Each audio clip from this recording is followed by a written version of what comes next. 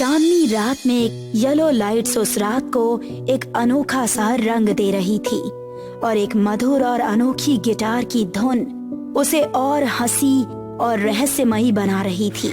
पर अचानक एक आवाज ने इस पूरे दृश्य को बदल दिया। इस स्टेज पर एक रॉक स्टार जो मानो सीधे शमशान से उठकर आया हो और उसके बगल में उसका लॉयल बटलर, और इस रॉक स्टार की ऑडियंस में सिर्फ एक बेहोश व्यक्ति बैठा था, महेश। पूरी धुन खराब कर दी चिल्लाकर। तीसरी बार बेहोश हो गया मुझे देखकर। इसे होश में लाओ एंथनी। जैसा आप कहें। एंथनी जाकर महेश के मुंह पर पानी फेंकता है। कौन हो तुम? अपने भाई को नहीं पहचाना? छोटे छोटे मुझे छोड़ दो, मैंने कुछ नहीं किया। छोटे, तुम इस साजिश के बारे में कब से जानते थे? बताता हूँ, सब बताता हूँ। बहुत पहले से चरण, शिवांगी और अविनाश ने मुझे बताया था। मैं लालच में आ गया था छोटे। पिताजी भी सारी प्रॉपर्टी तेरे नाम करने वाले थे।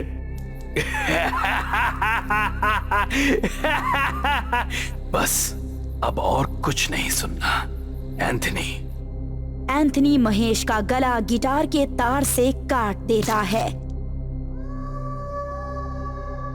रॉकस्टार कुछ याद करने लगता है। हाय ये धोखा।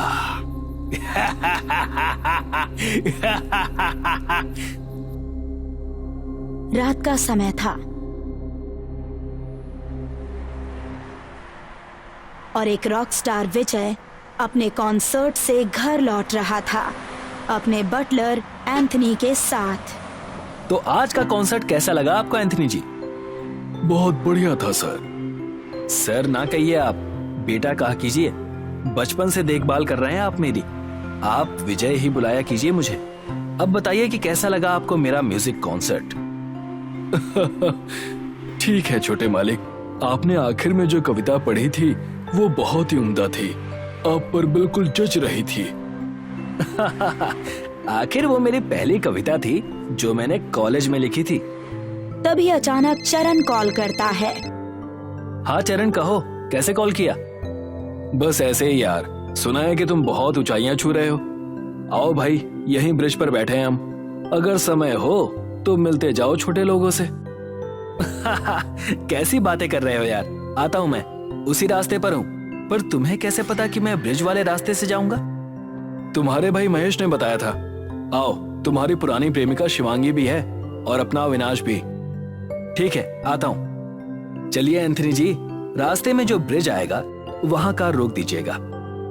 जैसा आप कहें। कुछ ही समय में विजय और एंथनी ब्रिज पर गाड़ी रोकते हैं। हम ब्रिज पर आ गए हैं छोटे मालिक, लेकिन आपके दोस्त कहीं दिख नहीं रहे। तभी अचानक कुछ बुलेट फायर होती है। छोटे मालिक, छोटे मालिक। विजय को चोट तो नहीं लगती, पर एंथनी के हाथ पर गोली लग गई और वो घायल हो गया था। विजय बाहर निकलकर एंथनी को भी कार से बाहर निकालता है। तभी वहां कदमों की आवाज आती है। उभरा हूँ रंजिशों की अग्नियों से, तब कर सोने सी चमक स्वयं में लाया हूँ मैं। विजय की परिभाषा हूँ मैं, सफलता साकार हूँ मैं। क्या कविता है, तुम्हारी पूरी मेहनत और लगन दर्शाती है। रॉकस्टार साहब, हमें भी अपनी धुन सुनाइए ना, कविता के साथ। अब इसकी धुन तो हम शायद ही कभी सुन पाए। आखिर ये स्वर्ग जाएगा और हम नर्क। क्यों? अब जाकर मैंने अपनी पहचान पाई थी, जिसके लिए मैंने अपनी पूरी जिंदगी मेहनत की। इस सवाल का तो मैं तुमसे नहीं पूछ रहा, मैं पूछ रहा हूँ उस ईश्वर से। तुम सब इस लायक नहीं। तो तुम नहीं जानना चाहते कि हमने तुम्हें क्यों मारा? तुम्हें तुम्हारे एक तरफा प्रेम यानी मैंने ठुकरा दिया। ये तुम्हारी वजह है। चरण, जिसे तुम पसंद हो, पर उसे लगता है कि मेरी वजह से तुम उसे नहीं देखती, और उसका कारण है मेरी सफलता। और आखिर में अविनाश, लालच, मेरा मैनेजर, मेरे पैसे देखकर मुझे ही धोखा दे रहा है। मुंह चलाने की बहुत आदत है इसे। इस एंथनी को तू अपना बाप मानता है ना? जब तेरे सामने इसे मारेंगे तब दोनों को दर्द होगा। चरण विजय के घुटनों में गोलियां चलाता है। अविनाश एंथनी को गला घोटने लगता है और उसके पिता समान एंथनी की जान जाते हुए देखने पर मजबूर करता है। ले देख, अब इसे मरते देख। नहीं नहीं नहीं, एंथनी! एंथनी की जान चली जाती है और चरण रॉकस्टार विजय के सिर पर गोली मारकर उसकी कहानी खत्म कर देता है। एंथनी, इस घिनौनी लाश को यहाँ से हटाओ और इसके फोन से बाकियों को मैसेज करके यहाँ बुलाओ। जैसा आप कहें छोटे मालिक। अब वो दिन दूर नहीं जब मेरी मुक्ति और बदले की रात आएगी। और बेसब्री से अपने दुश्मनों के खात्मे का इंतजार करने लगता है। वहीं दूसरी तरफ चरण के घर पर शिवांगी और अविनाश आए थे। क्या बात है चरण, इतना क्या अर्जेंट था जो हमें यहाँ इतनी जल्दी आने को कहा तुमने? मानो कोई पहाड़ टूट पड़ा हो। पहाड़ टूट पड़ा है और वो भी पैसों का। पता नहीं कितने पैसे रख कर गया था जो मरने के बाद भी अभी तक खत्म ही नहीं हो रहे। कौन? विजय? हाँ, और कौन? जिस दिन हमने उसे मारा था वो अपने साथ कुछ अनमोल हीरे लेकर निकला था। वो उसी के साथ ब्रिज के नीचे दफन है। उसकी कब्र खोदकर हमें वो हीरे निकालने हैं। ऐसे ही होना चाहिए उसके साथ। मरने के बाद भी उसे शांति ना मिले और खुद को लुटता देख कब्र में भी चैन से ना रह पाए। बस भी करो शिवांगी, पता नहीं ऐसी कौन सी आशिकी थी तुम्हारी। और चरण, तुम्हें ये बताया किसने? मुझे ये उसके चहेते भाई महेश ने बताया। पर उसने हमें क्यों बताया? इतना सा काम तो वो अकेला ही कर लेता ना, और सारे पैसे भी उसके ही हो जाते। इतनी हिम्मत कहाँ है उसमें? अगर इतनी ही हिम्मत होती तो हमारी आड़ में अपने भाई को क्यों मारता वो तो उसके सामने तक नहीं आया। इसमें भी डर गया होगा कि कहीं फंस ना जाए। हाँ, बेवकूफ तो है और डरपोक भी। अगर एक बार अपने छोटे भाई से मांगता तो वो उसे सारी प्रॉपर्टी दे देता, लेकिन उसे लगा कि विजय सब हड़प लेगा और वो हमारे पास चला आया। कल रात उसे हम फिर से लूटेंगे और उसकी कब्र में भी उसे हम शांत नहीं रहने देंगे। ये हंसी बरकरार रहेगी या चीखों में बदलेगी, ये तो समय बताएगा। अपनी खुशी और मुस्कान बरकरार किए ये तीनों अगली रात उसी ब्रिज के नीचे पहुंचते हैं। काफी देर कब्र खोदने के बाद उन लोगों को वहां एक लाश मिलती है जो कि महेश की थी। तभी रॉकस्टार की वही गिटार की धुन बजती है। पीछे रॉकस्टार खड़ा था अपने लॉयल बटलर एंथनी के साथ। उसने तीनों के सिर पर अपने गिटार से वार किया और वो तीनों बेहोश हो गए। स्टेज लग चुका है। ऑडियंस में 3 लोग चरण, शिवांगी और अविनाश गिटार की तार से बंधे हुए हैं और रॉकस्टार अपने लाइफ की आखिरी परफॉर्मेंस दे रहा था। गिटार की धुन चली जो मधुर संगीत के साथ कुछ डरावनी सी लग रही थी। बहुत बढ़िया छोटे मालिक, शुक्रिया शुक्रिया। विजय, तुम हो ना? विजय नहीं, रॉकस्टार। विजय तो दफन हो गया। क्या कहना चाहोगे तुम लोग अपने बचाव में? मेरी गलती नहीं है, तुम्हारी वजह से ही मुझे शिवांगी नहीं मिली। तो क्या अब वो तुम्हें मिल गई? क्या मेरे मरने पर उसके चेहरे पर तुम्हें गम दिखा? वो जैसे तुमने मेरे सामने मेरे पिता समान इंसान को मारा, वैसे ही तुम्हारा भी समय आ गया है। विजय, मुझे छोड़ दो। मैंने जो भी किया वो कोई बदले की भावना से नहीं, वो बस एक बिजनेस था और कुछ नहीं। एंथनी गिटार के तारों से चरण के पैर काट देता है और जमीन पर उसका सिर पकड़कर उसे शिवांगी की मौत देखने पर मजबूर करता है। उसे कुछ मत करना।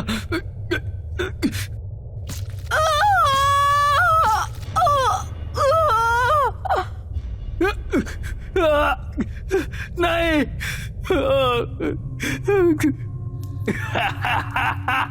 अच्छे बुरे में ना भेद मानो, ये दुनिया लौटाए हर कर्म जानो।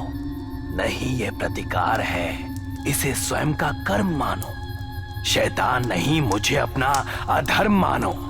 उठा हूं मैं फिर चिता से, एक बार फिर मौत की धुन सुनाने। संगीतकार नहीं मुझे तुम यम मानो। मानो रॉकस्टार स्वयं शैतान हो और उसने अपने उसी शैतानी धुन वाली गिटार से दोनों पर आक्रामक तरीके से अपने पूरे दुखों को उतारने लगा। कुछ देर तक यही मंजर चला, तब एंथनी ने रॉकस्टार को रोका। ये अब मर चुके हैं बेटा, अब हम दोनों मुक्त हैं।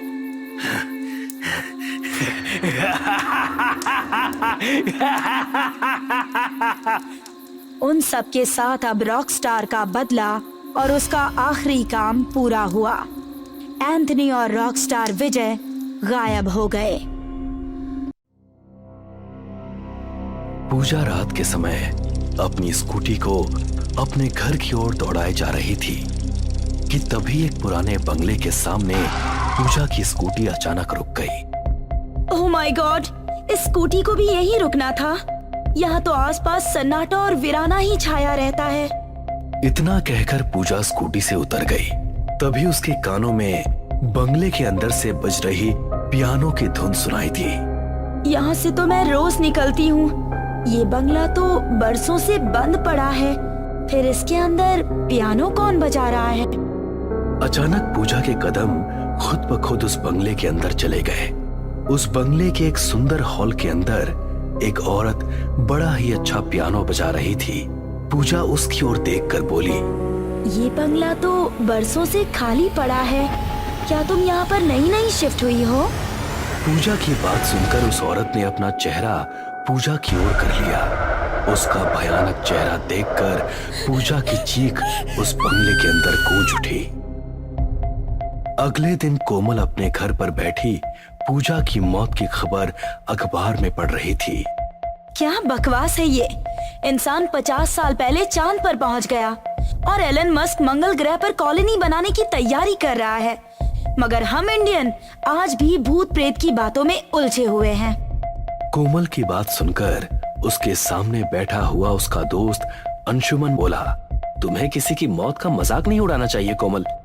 मजाक नहीं उड़ा रही यार, पेपर वालों ने लिखा है कि उस बंगले में अक्सर इसी तरह की हत्याएं होती रहती हैं।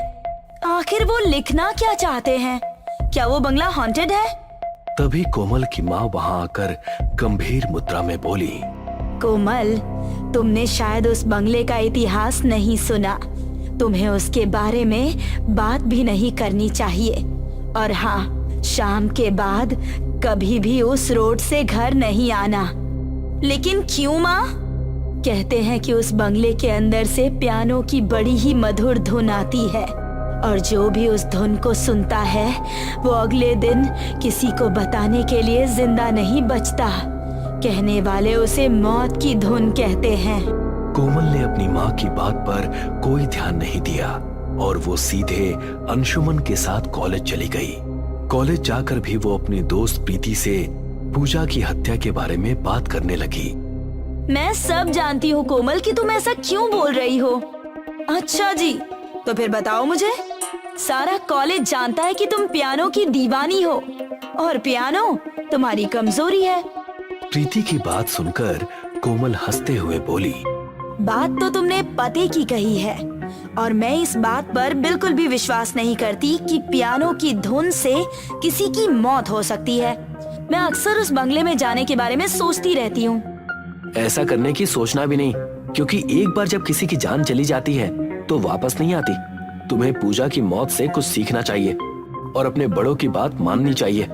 कोमल अंशुमन की बात पर कुछ नहीं बोली। अगले दिन कोमल जानबूझकर उसी जगह से गुजरी जिस जगह से गुजरने के लिए उसकी माँ ने मना किया था। लोग कहते हैं कि रात के वक्त इस बंगले के अंदर पियानो की मधुर धुन सुनाई देती है, मगर मुझे तो यहाँ पर कोई धुन सुनाई नहीं दे रही। कोमल ने इतना कहा ही था कि तभी कोमल के कानों में बंगले के अंदर से पियानो की धुन सुनाई दी। ओह माय गॉड, तो इसका मतलब लोग जो बातें करते हैं वो बिल्कुल सच है। मुझे जाकर देखना चाहिए कि आखिर पियानो को कौन बजा रहा है। कोमल के पैर खुद ब खुद उस बंगले के अंदर चले गए।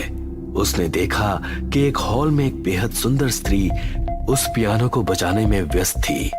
कोमल सम्मोहित अवस्था में उसकी ओर देखकर बोली, मुझे भी पियानो बजाने का बहुत शौक है। मैं अक्सर कंपटीशन में हिस्सा लेती रहती हूँ। यकीन मानिए, इतनी मधुर और प्यारी धुन मैंने आज तक नहीं सुनी। कोमल की बात सुनकर वो स्त्री मुस्कुराते हुए बोली, तुम और लड़कियों से बहुत अलग दिखाई देती हो। तुम्हारी आंखों में डर दूर दूर तक दिखाई नहीं दे रहा, जबकि लोग तो यहाँ से गुजरने तक से डरते हैं। मैं उन बकवास बातों को नहीं मानती जो इस जगह के बारे में प्रसिद्ध है। क्या आप मुझे ये वाली धुन बजाना सिखाएंगी? कोमल की बात सुनकर वो स्त्री कोमल की ओर बहुत गौर से देखकर बोली, हाँ हाँ, क्यों नहीं। तुम रोज शाम को यहाँ पर आया करना। कुछ ही दिनों में मैं तुम्हें इससे भी मधुर धुन बजाना सिखा दूंगी। मैं तुम्हें वो धुन बजाना सिखाऊंगी जिसे दुनिया ने आज तक नहीं सुना होगा, लेकिन तुम्हें मेरी एक शर्त माननी होगी। उस सुंदर स्त्री की बात सुनकर कोमल बुरी तरह से चौंकते हुए बोली, कैसी शर्त? एक दिन तुम्हें मेरी जगह बैठना होगा। मैं आपकी बात का मतलब समझी नहीं। जब सफलता तुम्हारे कदम चूमने लगे, सारी दुनिया में तुमसे बेहतर पियानो कोई ना बजा पाए, उस समय मुझे तुम्हारी आवश्यकता पड़ेगी। जिस जगह पर बैठकर मैं पियानो बजा रही हूँ, तुम्हें भी इसी जगह पर बैठकर पियानो बजाना होगा और इस बंगले के अंदर रह रहे लोगों का मनोरंजन करना होगा। सच तो ये था कि सुंदर स्त्री की बात कोमल को बिल्कुल भी समझ नहीं आई और उसने सम्मोहित अवस्था में ही हाँ में सर हिलाते हुए कहा, मुझे आपकी हर शर्त मंजूर है। तो फिर ठीक है, हम आज से ही प्रैक्टिस शुरू करते हैं। उस दिन के बाद से कोमल रोज रोज शाम को 1 घंटा उस बंगले के अंदर उस सुंदर स्त्री के साथ बिताने लगी। एक शाम कोमल उस सुंदर स्त्री से बोली, कुछ दिन बाद कॉलेज में पियानो कंपटीशन होने वाला है। जो धुन मैंने तुम्हें बजानी सिखाई है, उसी धुन का तुम कंपटीशन में इस्तेमाल करना। मुझे विश्वास है कि तुम्हें वो देखने को मिलेगा जिसकी तुमने कल्पना तक नहीं की होगी। उस सुंदर स्त्री की बात सुनकर कोमल मुस्कुराती हुई उस बंगले से बाहर निकल गई और अपने घर चली गई। घर पर उसकी माँ उससे बोली, मैं देख रही हूँ कि तुम घर पर हर रात 2 घंटे लेट आती हो। आखिर तुम 2 घंटे कहाँ बिताती हो? अचानक कोमल की आंखों में अपनी माँ के लिए क्रोध झलकने लगा। आपको क्या लगता है, क्या मैं कोई गलत काम कर रही हूँ? तुम्हें कुछ पता भी है? पिछले कुछ दिनों से तुमने रात का डिनर तक नहीं किया। ना तुम ठीक से खाती हो और ना ही ठीक से सो पाती हो। आखिर तुम्हें हो क्या गया है कोमल? यहाँ तक कि तुम मुझसे कई दिन तक बात तक नहीं कर पाती हो। अपनी माँ की बात सुनकर कोमल पैर पटकती हुई अपने कमरे में चली गई। सच तो ये था कि कोमल को पता ही नहीं था कि उसके बिहेवियर में कितना चेंज आ चुका था। कोमल की माँ ने तुरंत अंशुमन को फोन लगाया। हेलो अंशुमन, मुझे तुमसे बहुत जरूरी काम है। क्या हुआ आंटी, सब कुछ ठीक तो है? अंशुमन, क्या तुम्हें कोमल के अंदर कोई बदलाव नजर आ रहा है? आपसे मैं खुद बात करने वाला था आंटी। कोमल अब मुझसे और प्रीति से भी ठीक से बात नहीं करती। यहाँ तक कि कॉलेज में कई लोगों ने उसे अकेले अकेले बात करते हुए भी देखा है। बेटा, मुझे लग रहा है कुछ ना कुछ तो गड़बड़ जरूर है। तुम उसका पीछा करना। तुम जरा पता लगाओ कि आखिर रात के समय 2 घंटे कोमल जाती कहाँ है। इतना कहकर कोमल की माँ ने फोन रख दिया। अंशुमन अपने आप से बोला, कुछ तो गड़बड़ जरूर है, मुझे इस बात का पता लगाना ही होगा। अगले दिन अंशुमन ने कोमल को रात के समय उस बंगले से बाहर निकलते हुए देख लिया। अंशुमन तुरंत कोमल से बोला, तो तुम इस बंगले के अंदर जाती हो कोमल? लेकिन ये बंगला तो बरसों से वीरान पड़ा है। बकवास मत करो अंशुमन। तुम्हें पता भी है कि इस बंगले के अंदर पियानो सीखने जाती हूँ मैं। कल कॉलेज में कंपटीशन है। और देखना कल का अवार्ड मुझे ही मिलेगा। तुमने अपने बिहेवियर पर गौर किया है कोमल? तुम कितनी घमंडी और नकचड़ी हो गई हो। मुझे इससे कोई फर्क नहीं पड़ता। तो फिर ठीक है, कल के तुम्हारे पियानो फंक्शन में मैं और प्रीति नहीं आएंगे। अकेले ही अपनी जीत को सेलिब्रेट करना। इतना कहकर अंशुमन वहां से चला गया।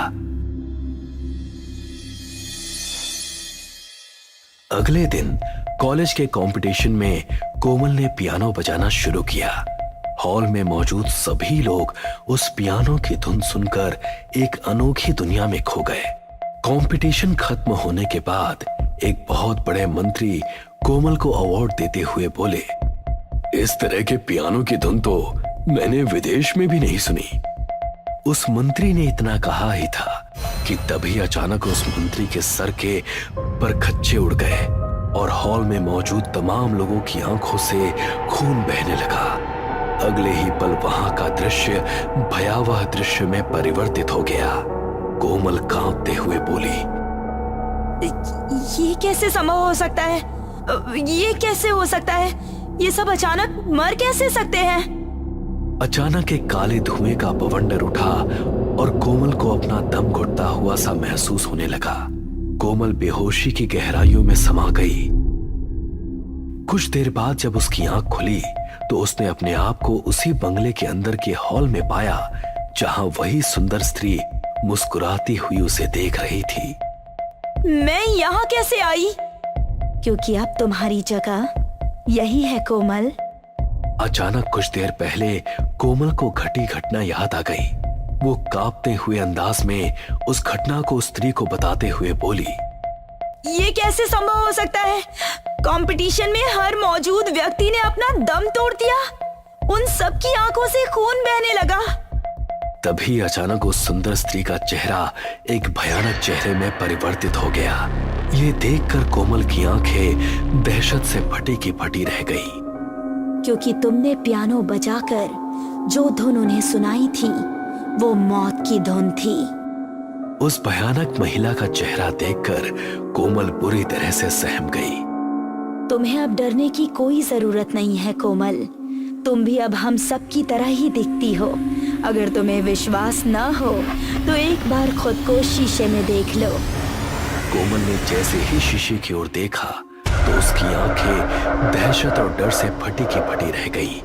कोमल का चेहरा बहुत भयानक था। ये कैसे हो सकता है?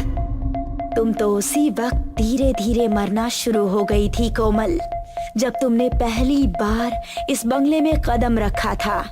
तुम शायद नहीं जानती कि ये बंगला आज से 8 साल पहले मेरा था और ये पियानो मेरी जिंदगी का मकसद।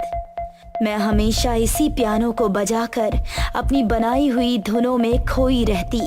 यही बात मेरे पति को पसंद नहीं थी और एक दिन उन्होंने मेरी इसी आदत से तंग आकर मेरी हत्या कर दी। तब से मेरी आत्मा इसी बंगले और इसी पियानो के आसपास भटकती रहती है। जब भी कोई इंसान यहाँ पर आता है, मेरी धुन सुनकर वो तो मर जाता है, लेकिन उसकी आत्मा हमेशा मेरे पास ही रहती है। अचानक वहां पर कोमल को बहुत सारे लोग नजर आने लगे जिनके चेहरे भयानक थे। मुझे हमेशा से अपने लिए एक पार्टनर की तलाश थी। जब मैंने तुम्हें पहली बार बेखौफ होकर इस बंगले के अंदर घुसते हुए देखा, तभी मैंने ये फैसला कर लिया था कि तुम्हें अपनी जगह पर बिठाऊंगी। तुम अभी भी नहीं समझी।